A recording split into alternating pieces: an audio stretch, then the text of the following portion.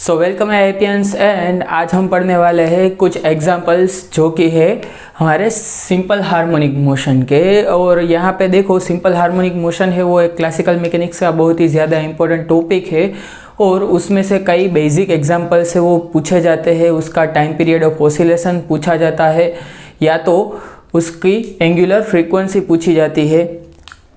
अब यहाँ पे देखो सिंपल पेंडुलम की बात करते हैं कि सिंपल पेंडुलम है तो उसका टाइम पीरियड ऑफ ऑसिलेशन किस तरह से फाइंड करते हैं। सिंपल पेंडुलम, तो पहले सिंपल पेंडुलम क्या है वो पता होना चाहिए। तो सिंपल पेंडुलम है वो स्ट्रिंग बॉब सिस्टम है और रिजिड सपोर्ट से यहाँ पे जुड़ा है। अब इसको इस तरह से यहाँ से मेन पोजीशन से हटाकर यहाँ पे ऑसिलेशन करवा रहे हैं हम, तो ये ऑसिलेशन किस तरह से करेगा, टिक टिक टिक टिक टिक टिक टिक टिक। ओके, सो इस तरह से ये ऑसिलेशन करेगा। अब देखो मैंने बोला है कि पोटेंशियल एनर्जी आप कहीं से भी फाइंड कर सकते हैं। तो अगर यहाँ पे देखो पोटेंशियल इसकी लेंथ है L, तो यहाँ पे अगर थीटा एंगल है, ये है थीटा एंगल, तो यहाँ पे potential energy V equal to 0 लेंगे तो यहाँ पे इसकी पोटेंशियल एनर्जी क्या आ जाएगी, L कोस थीटा। तो यहाँ पे इसका मास है m, तो यहाँ पे इसकी potential energy V equal to क्या आ जाएगा, minus mg L cos theta. और we know that kinetic energy T से रिप्रेजेंट करते हैं, वो क्या है, हाफ एम वी स्क्वायर। अब एम वी स्क्वायर है, V इक्वल टू हमें पता है R ओमेगा होता है। तो यहाँ पे देखो R है वो फिक्स है, मतलब कि L है और ओमेगा की जगह पे थीटा डॉट। ओके, ओमेगा की जगह पे थीटा डॉट लिख सकते हैं। क्लियर? तो लिखो V equal to L theta dot, तो half M L square theta dot square. तो मैंने बोला था कि अगर हमें एंगुलर फ्रीक्वेंसी ऑफ ऑसिलेशन या तो टाइम पीरियड ऑफ ऑसिलेशन निकालना है तो पहले एनर्जी लिखनी है। टोटल एनर्जी क्या है यहाँ पे, half M L square theta dot square minus M G L cos theta. अब हमें क्या करना है, D E by D T लिखना है। तो D E by D T equal to 0 जैसे ही पुट करेंगे तो क्या आ जाएगा, देखो यहाँ से फर्स्ट टर्म है इसका डिफ्रेंशिएशन करो विथ रिस्पेक्ट टू टी, तो यहाँ पे ये कांस्टेंट है m, l भी कांस्टेंट है, तो थीटा डॉट स्क्वायर का डिफ्रेंशिएशन आ जाएगा। तो थीटा डॉट स्क्वायर का डिफ्रेंशिएशन होगा 2 थीटा डॉट एंड थीटा का फिर से विथ रिस्पेक्ट टू टाइम क्या हो जाएगा, थीटा डबल डॉट। तो यहाँ पे क्या आ जाएगा 2/2 m l square theta dot और यहाँ से थीटा डबल डॉट। क्लियर? और यहाँ पे क्या आ जाएगा, कोस थीटा का माइनस साइन थीटा, तो माइनस माइनस प्लस हो जाएगा, तो यहाँ पे प्लस और एम जी एल साइन थीटा और थीटा का विथ रिस्पेक्ट टू टी हो जाएगा थीटा डॉट। क्लियर? तो यहाँ पे 0 है तो ये 2/2 कैंसिल हो गए। यहाँ पे M L and theta, M L theta और यहाँ पे भी एम एल थीटा, यहाँ पे 0 के साथ डिवाइड होने से 0 हो गए। तो यहाँ पे क्या बचा, L theta double dot equal to minus of G sine theta. Clear? तो यहाँ से theta double dot equal to क्या आ जाएगा, minus of ji by L sine theta. Now for very small angle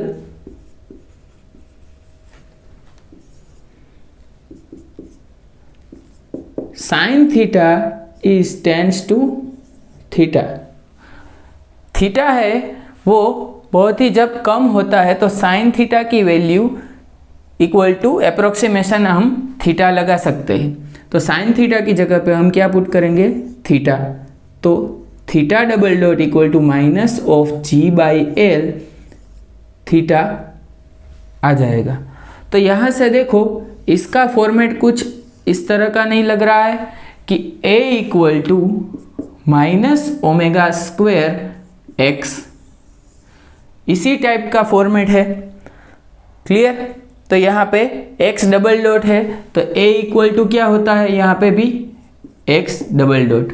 तो x डबल डॉट मतलब कि theta double dot equal to minus G by L theta है। तो यहाँ से हमें पता चल रहा है कि ओमेगा की वैल्यू आ रही है root under g by L.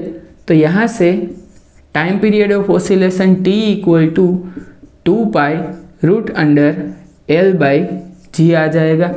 अब यहाँ से देखो एक स्टेटमेंट लिखना होगा कि time period of oscillation of simple pendulum is independent of mass. Okay, यहाँ पे मास कोई भी हो, लेकिन टाइम पीरियड ऑफ ऑसिलेशन के इक्वेशन में मास कहीं पे भी इंक्लूड नहीं हो रहा है, तो टाइम पीरियड ऑफ ऑसिलेशन है वो मास पे डिपेंड नहीं करेगा। अगर जैसे जैसे आप लेंथ बढ़ाओगे वैसे वैसे टाइम पीरियड ऑफ ऑसिलेशन है वो बढ़ेगा। क्लियर? तो बेसिकली हमने क्या किया, यहाँ पे फिर से एक बार देखो कि पोटेंशियल एनर्जी लिखी, बस इतना ही हमारा मेन काम था। इसके बाद काइनेटिक एनर्जी लिख दो, total energy equal to potential, sorry kinetic plus potential. तो यहाँ पे potential energy already minus sign के साथ ही है, और यहाँ पे जो ये स्टेप्स मैंने बताए थे कि किस तरह से ओमेगा फाइंड करना है, वो स्टेप्स यहाँ पे फॉलो कर लिए हमने। तो बेसिकली मिनिमाइज और मैक्सिमाइज की कंडीशन यहाँ पे हमने अप्लाई कर दी। तो क्या मिला हमें, L theta double dot equal to minus G sine theta, और इसके ऊपर से हमने theta double dot equal to minus G by L sine theta. यहाँ से हमने सिर्फ अप्रोक्सीमेशन लगाया है कि साइन थीटा इक्वल टू जब थीटा होगा, क्योंकि थीटा है वो बहुत ही स्मॉल होगा, तो इसका मतलब है कि स्मॉल ऑसिलेशंस जब होंगे तभी ही sine theta equal to theta होगा और ये है एसएचएम परफॉर्म करेगा, वरना हार्मोनिक मोशन होगी, सिंपल हार्मोनिक मोशन है वो नहीं होगी। पीरियोडिक मोशन आपकी होगी लेकिन हार्मोनिक मोशन नहीं होगी। क्लियर? तो यहाँ से टी और ओमेगा दोनों हमने फाइंड कर लिया है। ये दोनों चीज़ें आपको याद रखनी है, ये पोटेंशियल एनर्जी भी याद रखनी है, ये एनर्जी किस तरह से आपको लिखी जाती है वो भी आपको याद रखना है, क्योंकि लाग्रांजियन मैकेनिक्स में भी सेम ही आएगा।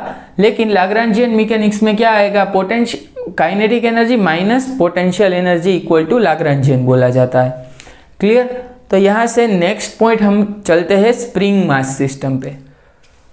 तो यहाँ पे हम डिस्कस करने वाले हैं कि हेवी स्प्रिंग है अगर आपको दिया जाता है तो किस तरह से आप उसको सोल्व करें।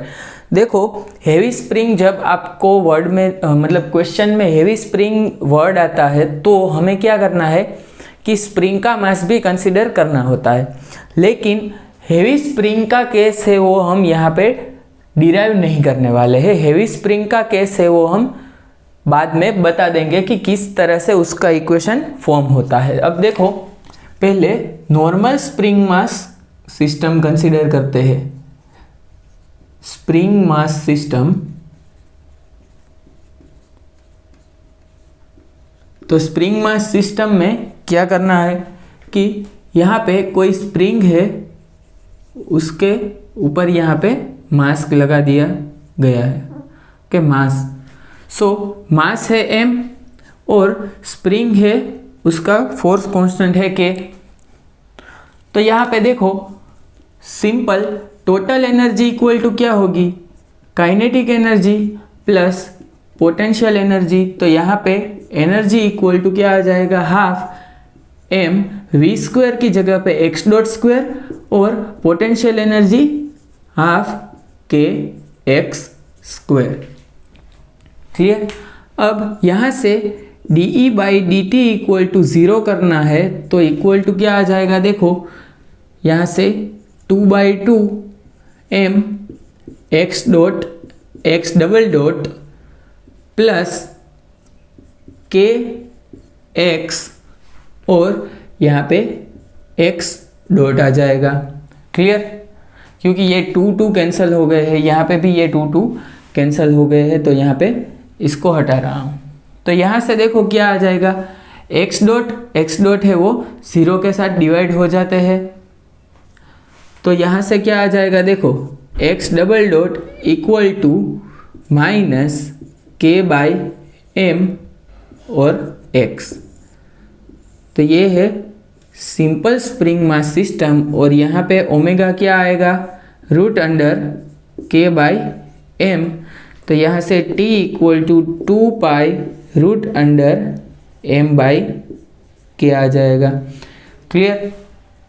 अब हेवी स्प्रिंग के लिए उसका भी मास है वो कंसिडर करना पड़ेगा। इफ स्प्रिंग इज हैवी, मतलब कि हेवी वर्ड है, मतलब कि स्प्रिंग का मास भी कंसिडर करना पड़ेगा। तो मास ऑफ स्प्रिंग है वो क्या लिखेंगे, mass of spring M S लिख दे है, कैपिटल M लिख देता। अब यहाँ पे ओमेगा में सिर्फ क्या चेंज आएगा, जहाँ पे m है वहाँ पे सिर्फ m प्लस ms/3 आ जाएगा, और टाइम पीरियड ऑफ ऑसिलेशन में भी सेम ही चेंज हो जाएगा, m plus capital ms/3 divided by k, इतना ही चेंज आ जाएगा। देखो बेसिकली क्या करना पड़ेगा, मैं आपको प्रोसीजर बता रहा हूँ, ये प्रोसीजर हम नहीं करेंगे। अगर स्प्रिंग का मास है वो कंसिडर अगर हम कर रहे हैं, तो इसका मतलब क्या है कि स्प्रिंग है वो हैवी है, तो अगर ये मास भी कंसिडर करना है और स्प्रिंग का भी मास कंसिडर करना है, तो देखो यहाँ से लेके यहाँ पे कम मास है, यहाँ पे ज़्यादा है, यहाँ पे ज़्यादा ज़्यादा ज़्यादा बढ़ता जाता है, मतलब कि इस तरह से हम जाएंगे तो मास है वो इंक्रीज होता चला जाएगा। तो बाद में ये मास डिस्ट्रीब्यूशन है उसका भी हमें कंसिडरेशन करना पड़ेगा। तो हमें क्या करना पड़ेगा कि एक ये स्मॉल एलिमेंट लेना पड़ेगा dm मास का, और ये dm मास का एलिमेंट लिख के वहाँ से हम इसको 0 से लेके जो मास स्प्रिंग की लेंथ है वहाँ तक इंटीग्रेट कर देंगे, और 0 से m तक भी इंटीग्रेट कर देंगे। तो यहाँ पे इंटीग्रेशन सोल्व करने के बाद आपको डायरेक्टली ये m/3 फैक्टर है वो वहाँ से ही मिल जाएगा। लेकिन अभी आप ये याद रख लो, गेट और नेट एग्जामिनेशन के लिए ही ये डेरिवेशन ज़रूरी है। क्लियर? तो स्प्रिंग मास सिस्टम है नॉर्मली तो k root under k/m omega आता है, और t है वो 2 पाई अंडर रूट m/k आता है। लेकिन अगर स्प्रिंग इज हैवी ऐसा यूज़ किया गया है और ऑप्शन है इस तरह के कुछ दिए गए हैं, तो आपको ओमेगा और t में सिर्फ मास में ms/3 मतलब कि स्प्रिंग का मास डिवाइडेड बाई 3 आपको ऐड करना है। क्लियर? दूसरी कुछ भी यहाँ पे इंफॉर्मेशन नहीं दी गई होगी आपको, सिर्फ स्प्रिंग इज हैवी इतना ही बोला गया होगा। क्लियर? तो अब हम चलते हैं हमारे नेक्स्ट टॉपिक पे, block suspending through the road. चलते हैं हम नेक्स्ट टॉपिक पे जो कि है oscillation of block suspended from a road. मतलब कि यहाँ पे एक रोड है, सपोज आयरन का रोड है, और यहाँ पे ब्लॉक उस पर सस्पेंड किया गया है, ब्लॉक का मास है m, और अब क्या करते हैं हम, यहाँ पे रोड है उसको मतलब ब्लॉक को खींचते हैं और रोड को एक्सटेंड करते ही, इलंगेट करते ही यहाँ पे ऑसिलेशन हो जाएगा शुरू। तो सपोज यहाँ पे इतना ऑसिलेशन हमने दिया है डेल्टा एल। ओके, ये चेंज इन लेंथ है। तो देखो यहाँ पे क्या इक्वेशन आपको पुट करना होगा। देखो यहाँ पे रोड है तो इलास्टिक फोर्स आ जाएगा, तो इलास्टिक फोर्स है वो कितना उसमें जनरेट होगा, और नीचे हमने खींचा है तो ऊपर की साइड इलास्टिक फोर्स होगा। तो इलास्टिक फोर्स कितना होगा, देखो y मतलब कि young modulus y a delta L by L, क्योंकि यंग मॉड्यूलस देखो यहाँ पे यंग मॉड्यूलस इक्वल टू क्या है,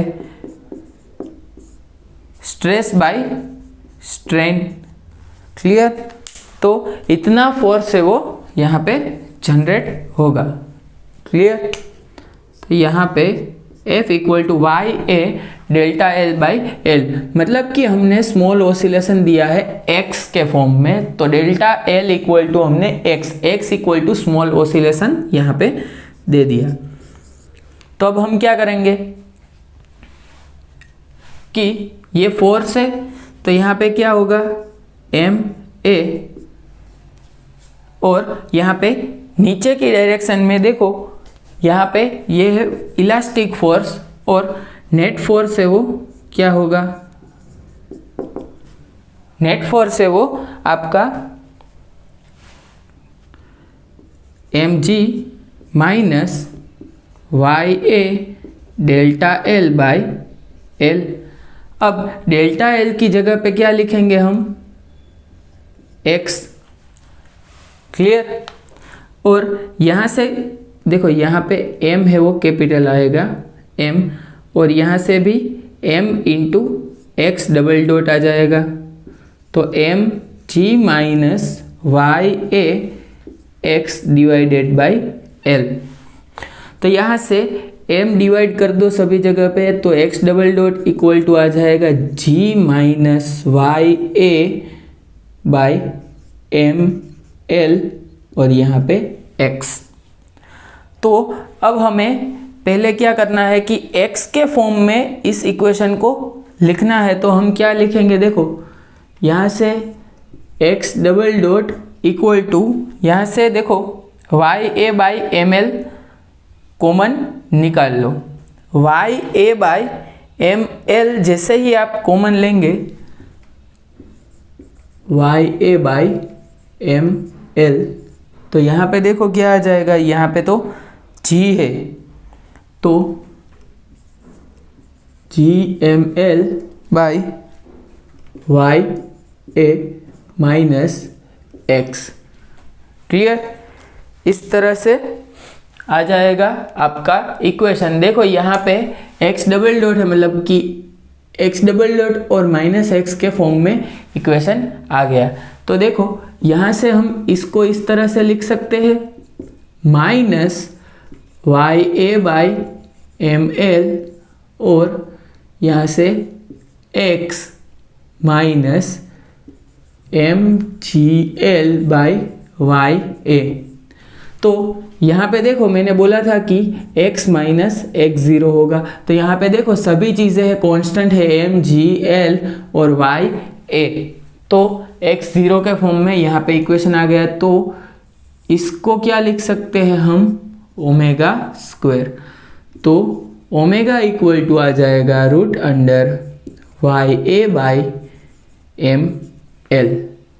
ओके, मतलब कि यहाँ पे एल, यहाँ पे भी l, y a by m l आ जाएगा, और t इक्वल टू क्या आ जाएगा, 2 pi root under m L by Y a. तो इस तरह से स्मॉल ऑसिलेशन भी आ जाएंगे किसके, block suspended from a road. तो यहाँ पे रोड एंड ब्लॉक का जो सिस्टम है उसमें यंग मॉड्यूलस कंसिडर करना होगा आपको, और इलास्टिक फोर्स भी कंसिडर करना होगा। तो इस तरह से ही आप डिफरेंट एग्जांपल्स है वो देख सकते हैं, किस में कौन सा फोर्स लग रहा है, सिर्फ आपको वही देखना है। क्लियर, तो हम यहाँ पे 1 और 2 मोर एग्जांपल यहाँ पे देखते हैं, इसके बाद SHM का टॉपिक है वो यहाँ तक ही GSET के एग्जामिनेशन के लिए ज़रूरी है। क्लियर? हेलो। तो यहाँ पे बहुत ही ज़्यादा इम्पोर्टेंट एग्जाम्पल यहाँ पे मैं बता रहा हूँ कि oscillations of particle in tunnel made along the core of earth। मतलब कि यहाँ पे देखो, अर्थ में यहाँ पे एक टनल बनाया गया है, यहाँ पे। तो थोड़ा आपको सोचना पड़ेगा। अब ये टनल है, उसमें पार्टिकल है, वो यहाँ पे देखो अर्थ का सेंटर है, और ये टनल में यहाँ पे पार्टिकल है, उसको इस डायरेक्शन में मूव कर रहा है। इस तरह से हम सोचते हैं। चलो, तो अब यहाँ पे देखो कि सपोज हमें पहले क्या करना है कि पार्टिकल है उस पर कौन सा फोर्स लगेगा, ग्रेविटेशनल फोर्स। तो अगर ये पार्टिकल अर्थ के ऊपर होगा, अर्थ सरफेस पे होगा, तो उस पर ग्रेविटेशनल फोर्स लगेगा पूरे अर्थ का। लेकिन अब वो अर्थ के अंदर की साइड है, तो यहाँ पे देखो इतने शेल का ही उस पर ग्रेविटेशनल फोर्स यहाँ पे लगेगा, इतने ही शेल का ग्रेविटेशनल फोर्स लगेगा उस पर। तो यहाँ पे देखो ये शेल है, उसकी रेडियस सपोज है r, स्मॉल r, और अर्थ की रेडियस है r, कैपिटल R। तो यहाँ पे देखो ये r माइनस r रीजन हो गया, इतना कैपिटल R माइनस R। तो यहाँ पे देखो particle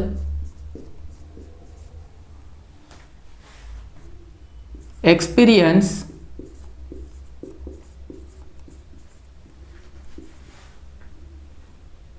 the force, the gravitational force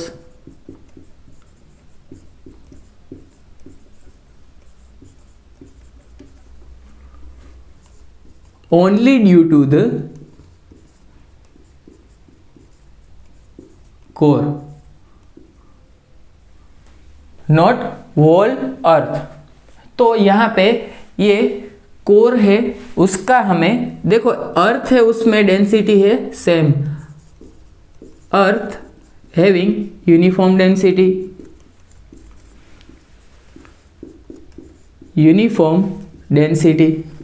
so density अगर सेम है तो देखो यहाँ पे क्या होगा कि पूरे अर्थ की डेंसिटी लो या ये कोर की डेंसिटी लो, उसको इक्वल कर सकते हैं rho of earth equal to density of core.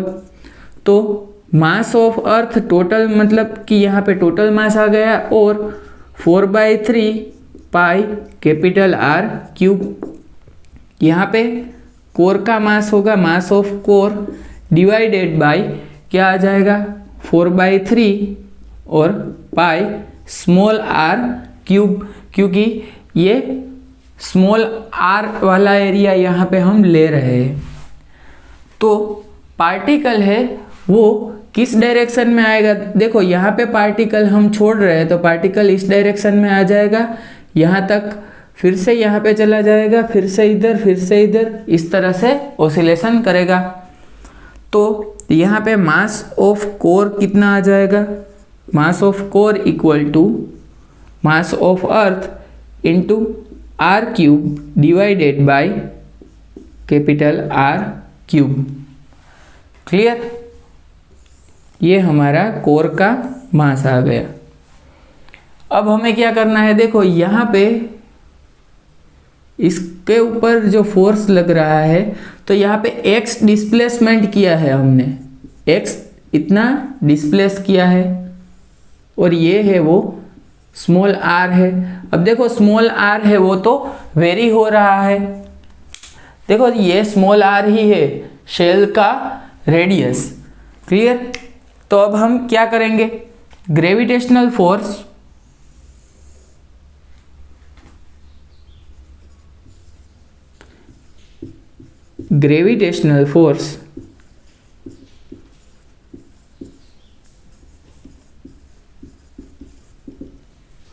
कितना इस पे लगेगा, देखो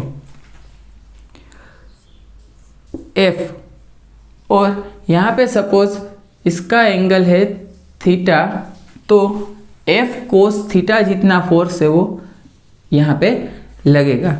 F कोस थीटा जितना फोर्स है वो अंदर की साइड पे लगेगा। F cos theta equal to MA। अब यहाँ पे देखो फोर्स है वो हमें फाइंड करना है किसकी वजह से, ये कोर की वजह से। तो F due to the core कितना आ जाएगा, देखो G into mass of core, और यहाँ पे मास और इसकी रेडियस आ जाएगी। क्लियर? तो ये आपने समझ लिया। तो यहाँ पे देखो स्क्वायर आ जाएगा। तो मास ऑफ कोर है वो हमें यहाँ पे पता है। तो force due to the core कितना आ जाएगा, G स्मॉल m, और मास ऑफ कोर है वो कितना है, देखो capital M r³ divided by r³, और यहाँ पे r² है। तो r² और r³ में से यहाँ पे सिर्फ r ही बचेगा। क्लियर? तो ये सिंप्लीफिकेशन मैंने कर दिया है। अब यहाँ पे क्या होगा, देखो ये r है वो फोर्स इस डायरेक्शन में लग रहा है पार्टिकल के ऊपर ऑलवेज। तो कोस थीटा इक्वल टू, देखो यहाँ पे क्या आ जाएगा, x by R. Cos theta equal to x by small r। तो f into X by small r equal to m, एक ही जगह पे x डबल डॉट लिख सकते हैं। तो क्या आ जाएगा, फोर्स यहाँ पे पुट कर दो G m, और यहाँ पे कैपिटल M, यहाँ पे r, x divided by r into r³ equal to, यहाँ पे डायरेक्शन है वो माइनस नेगेटिव x होगी ना।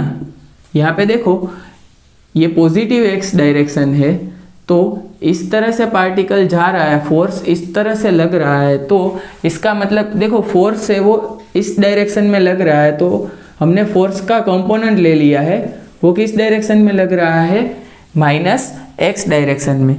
तो यहाँ से क्या आ जाएगा, m x डबल डॉट।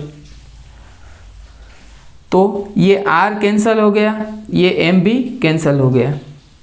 तो यहाँ से देखो क्या आ जाएगा, x double dot equal to minus G capital M by capital R³ और x।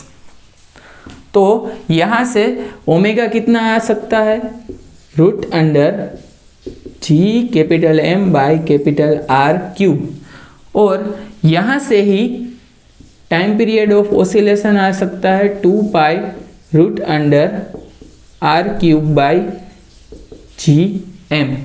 अब ये सभी चीज़ें हैं वो आपको याद रखनी है। ओमेगा मतलब कि frequency of oscillation, time period of oscillation, और किस तरह से ये प्रॉब्लम हमने सोल्व किया। देखो इस टाइप के प्रॉब्लम आते हैं तो आपको यूनिफॉर्म डेंसिटी है, अगर नहीं लिया आपने, ये यूनिफॉर्म डेंसिटी नहीं लेंगे तो ये प्रॉब्लम कभी भी आप सोल्व नहीं कर पाएंगे। क्लियर?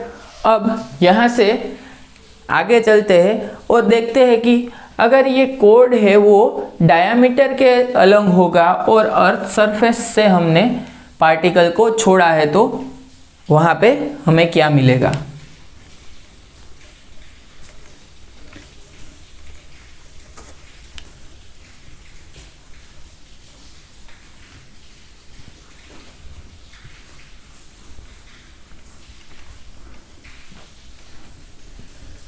तो इस तरह के एग्जाम्पल्स है वो आपको बार बार देखने हैं, किस तरह से इसका टाइम पीरियड ऑफ ऑसिलेशन हमने निकाला, कैसी टेक्निक यूज़ की, किस तरह से कौन कौन से स्टेप्स फॉलो किए, ये सभी चीज़ें हैं वो आपको देखना है। तो अब नया हेडिंग लगा दो।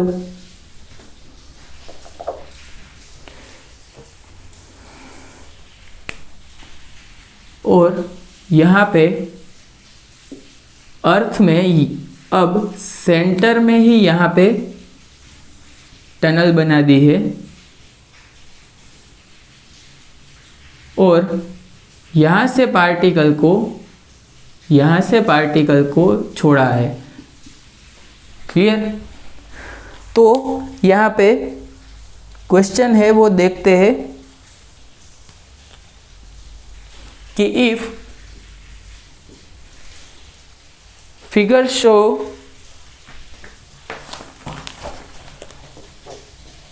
In figure shown particle is released at the end of tunnel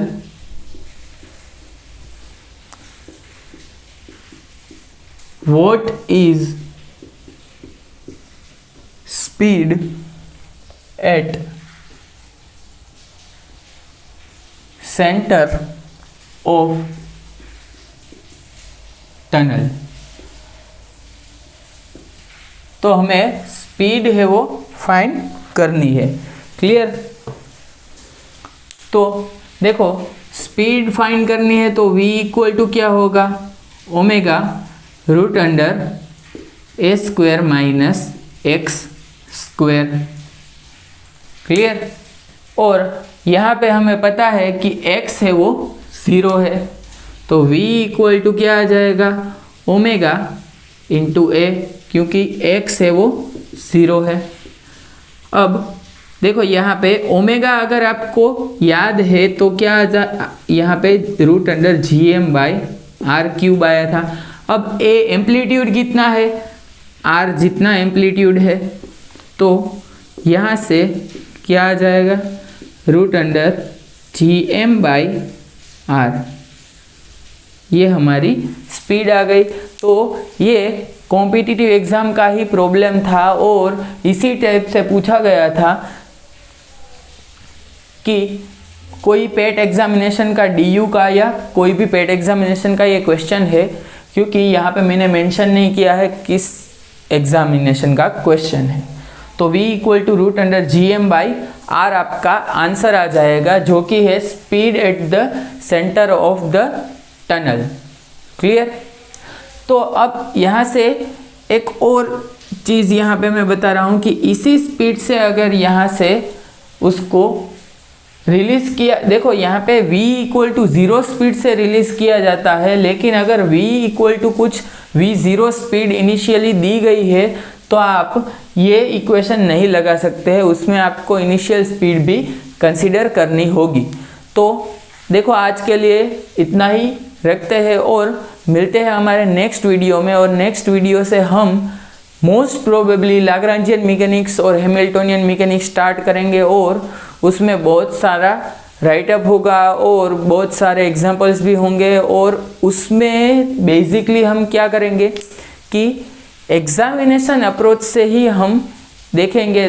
देखो यहाँ पे कोई टॉपिक क्लासिकल मैकेनिक्स के ऐसे है कि एग्जामिनेशन में नहीं पूछे जाते, लेकिन ये टॉपिक आपको कवर अप नहीं करवाऊँगा तो आपको पता नहीं चलेगा कि देखो यहाँ पे अगर SHM में आपको पता ही नहीं है कि जो फ्रीक्वेंसी ऑफ ऑसिलेशन है वो किस तरह से निकालना है, तो अगर क्वेश्चन पूछा गया ऐसा कि फ्रीक्वेंसी ऑफ ऑसिलेशन अगर SHM का नहीं है और दूसरे पोटेंशियल में से भी है, तो भी हम अगर जानते हैं कि किस तरह से ओमेगा निकाला जाता है तो ही हम उसका आंसर दे सकते हैं। तो इस तरह से जो अननेसेसरी टॉपिक्स है वो भी हमें कवर अप करने होंगे। तो इसलिए यहाँ पे क्लासिकल मैकेनिक्स में इसीलिए बहुत ज़्यादा टाइम जाता है, क्योंकि रिलेटिविटी है तो उसमें स्पेशल थियरी ऑफ रिलेटिविटी में भी बहुत ज़्यादा इक्वेशंस है, और इक्वेशन जैसे ही आप नहीं करोगे, एक इक्वेशन छोड़ दोगे, उसके बेस पे प्रॉब्लम आ गया तो आप नहीं सॉल्व कर पाओगे। सो इसलिए यहाँ पे इंसिस्ट कर रहा हूँ कि पहले आप क्लासिकल मैकेनिक्स में एक बार समझ लो, लेकिन याद तो आपको जो फाइनल आंसर है वो रखने ही है। अगर याद नहीं रखोगे तो एग्जामिनेशन में इजीली आप अटेम्प्ट नहीं कर पाओगे। तो मिलते हैं नेक्स्ट वीडियो में, तब तक के लिए थैंक यू।